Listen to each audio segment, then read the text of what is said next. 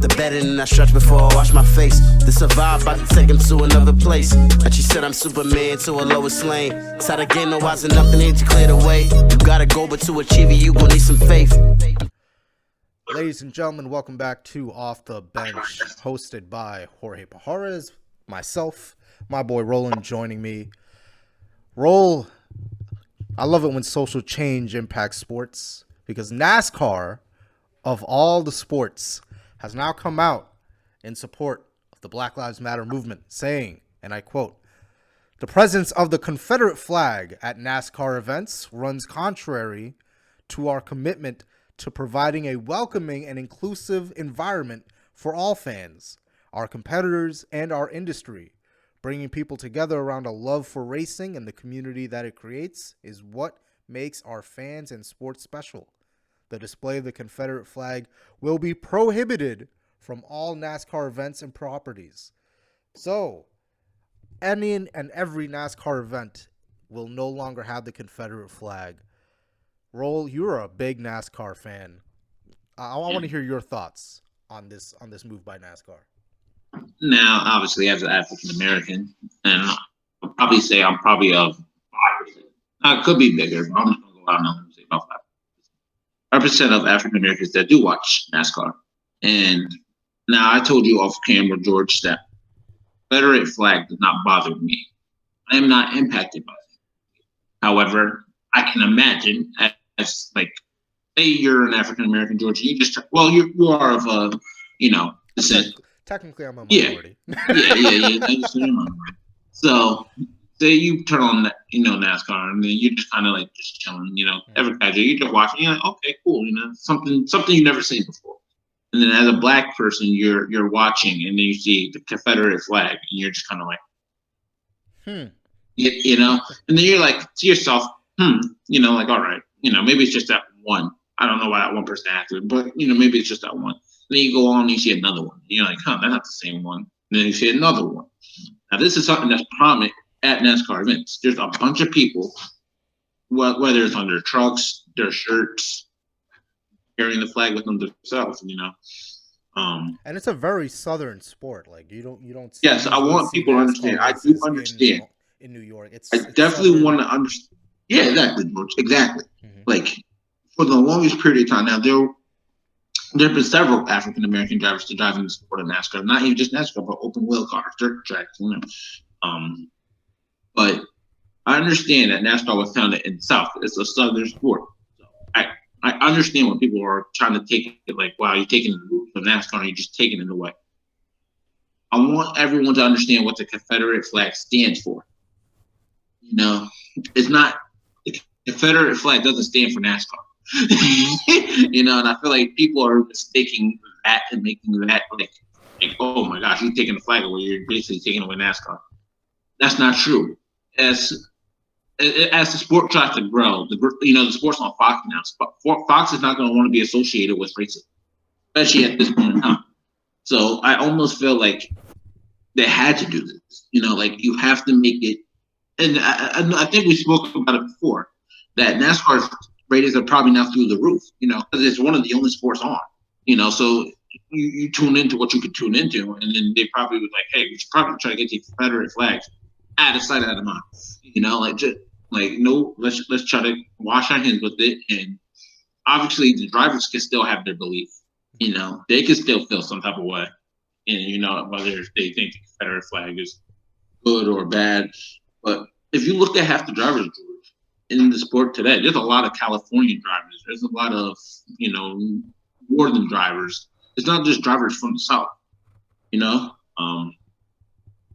had one of the more talented drivers in sport today get fired and let go, essentially, for using the N-word on a NASCAR stream. It was a NASCAR, I think it was a NASCAR event, but he was on Twitch stream saying the N-word. And as talented as he is, he don't have a ride this year, and probably won't have a ride till early, maybe mid next year. A lot of sponsors dropped off, and it's not because the kid's a bad guy, but sport can't be associated with racism. And obviously, with the flag meaning what it means, everyone's going to look at it and be like, wow, NASCAR is still the typical Southern redneck, no black love, sport that it's always been. And that's what people would have thought and probably still do think until this move today. I think this move today, George, is going to open up a lot of doors, a lot of possibilities for NASCAR to grow in popularity, and maybe more African Americans will feel more welcome. I can't speak for Bubba Wallace because I'm not Bubba Wallace. Although he seems like a pretty chill guy, but how many friends does he have down at the pit station? Like in the garage, how many people are actually cool with him? And are actually cool with the guy. I know he grew up with a bunch of, he came up around the same class as I don't know if he was exactly Austin Dillon's class or not, but somewhere in that age, he's still a young guy. And I mean, I can speak on and on about this stuff because I'm very passionate about. I believe everyone's equal rights. And I understand he's going to ride a Black Lives Matter paint scheme in the midst of all what's going on. And as crazy as it sounds, I think maybe it's not best that he runs that paint scheme right now. And the only reason why I say that is not because I don't believe in the I'm supporting the Black Lives Matter. Obviously I am, but you just remove the Confederate flag from the sport. Now you're going to have a bunch of people saying, hey, so you're going to remove the Confederate flag, but you're going to allow this guy to get on the track with Black Lives Matter. There are going to be those people who are going to point that out and then say, like, NASCAR, you're wrong for that. Yeah, you mentioned that when NASCAR tweeted out Bubba Wallace's new paint scheme for in support of Black Lives Matter, Beam Designs that work closely with a lot of the racers in NASCAR came out and tweeted out that this paint scheme is garbage and that NASCAR has now put their drivers and their teams in the spotlight in the political spotlight of racism. And guys like Jimmy Johnson decided to end their connection with Beam Designs over these tweets. And recently, another driver, I believe Ray Zuccarello, he just decided to straight up quit after all this. So you're seeing the backlash, and I don't think it's more so that these racers are coherently racist per se. I think it's the Confederate flag has been at every event for so many years, and it's almost become a force of habit. It's like, oh, you go to a NASCAR race, doesn't matter if you're black, Hispanic, white, you go to a NASCAR race, you're gonna see the Confederate flag, and it's just there, and people often forget or are ignorant to the history behind it, and they're just like, then because of going to these races for so many years, they just link the flag to the race because they have a good time at the race. They see the American flag, they see Confederate flag, so the history behind it is just pushed aside, and they just see, oh, well, I see it every time I go to a race. Why are you getting rid of it? Yeah, and you brought out Ray Cicerelli, the driver who, I mean, I know of him, George, but he's like 0-31 or 0-32 in his career in racing. So I mean, he can say I'm quitting NASCAR. You can make yourself sound big and bad and powerful, but his words are not that powerful. That's it. This man 0-31 career racing. Who are you? And he just sounds like a real cornball. And the people who obviously, like you said, George, for everyone who's been going to the NASCAR events, they know it's a staple of the NASCAR events. Every race, it's usually a Confederate flag there. Some people are just numb to it. Like I said, I personally don't hold ill feelings towards anybody who is a supporter of the Confederate flag, but I can understand how some people are angered and bothered and uncomfortable being at a track with so many of them. Understanding the self, we're not going to get into a whole history lesson. Yeah. Now, my question here is, NASCAR is obviously the granddaddy of all racing series, the sport of racing. Your goal is to make it to NASCAR. Most of them. For most of them, there are other racetracks, I believe, that have the Confederate flag that aren't associated with NASCAR. For Now, sure. is this the start of those other racetracks bringing down the Confederate flag, or where do you see this going? I think it's just going to be a NASCAR thing to start. Not saying it couldn't, trickle down into like the smaller markets, like the dirt tracks out in North Carolina, and there's obviously going to be some places who are just going to be like, hey, we're not on Fox. We don't have that type of television, no exposure. We just going to go off of again, majority of these owners and businessmen are usually from the deep roots of the South, and the Confederate flag means as much to them as the American flag does. That's just how they see it. So I don't think it's going to be removed completely. Like I said, I understand why NASCAR is doing it because, like you said, it's the big pinnacle of all motorsports. That's what if you grow up watching NASCAR, you want to be a NASCAR driver. There's a bunch of people who are in NASCAR and they didn't even have to dream of being a NASCAR driver. It was just something that came to them because they were super talented in dirt track and wheels, stuff like that. And they just stumbled into NASCAR rides. But it's just to stay on the question on your question here. I don't think it's going to trickle down to all series and different companies. But I'm glad NASCAR is doing what they're doing. Well, they're definitely coming out, and I think they also came out with a post in support of the LGBT movement as well. So NASCAR, say what you will, we mentioned their ratings when they had their first race in quarantine with no fans. You could say this could be a publicity stunt to get more fans, but I mean, they need new viewers, and this is a great way to attract. At least they're trying. And they're trying, they're putting in the steps to show that, all right, we're like, even though we have roots in the deep South, we're trying to be more diverse and acclimate to different types of fan bases. No, yeah. I was basically just agreeing with what you were saying. Yeah.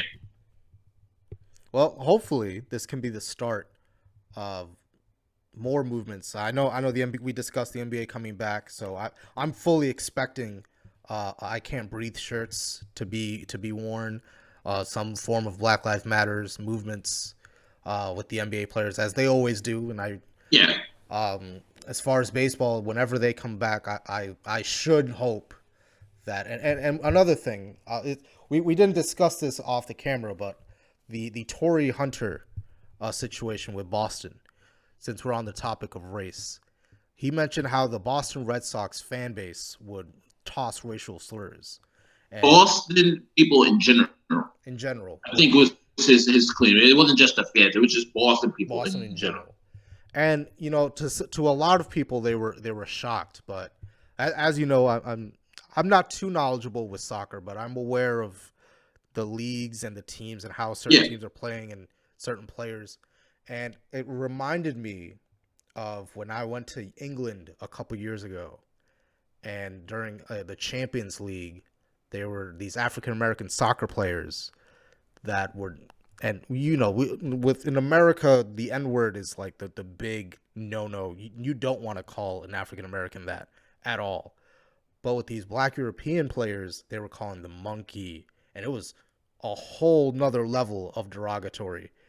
And I'm just like, this isn't just an American issue. This is like a worldwide issue that's going on, because players from La Liga in Italy to the Premier League in England, these African American players, or black players, would Afro-Euro, I guess is the proper term.